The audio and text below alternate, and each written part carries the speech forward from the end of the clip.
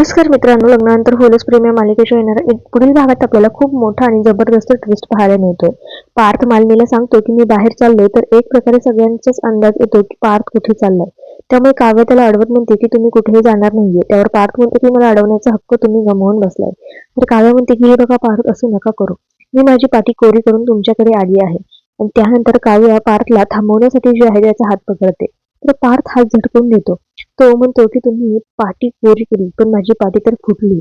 तुमची पाटी कोरी आहे ना, आता तुम्ही कुणाचंही नाव लिहू शकता. काव्याने आता सगळे प्रयास केलेले असतात तिच्या प्रेमाला वाचवण्यासाठी.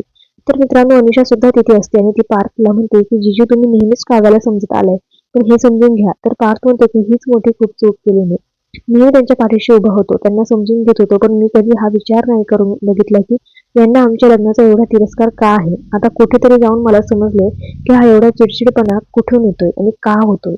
मित्रांनो, आता पार्थ तिथे खूप मोठा गैरसमज करून घेतलाय. त्यामुळे आता कसं काव्य हँडल करेल हे सगळं हे पाहणं रंजक.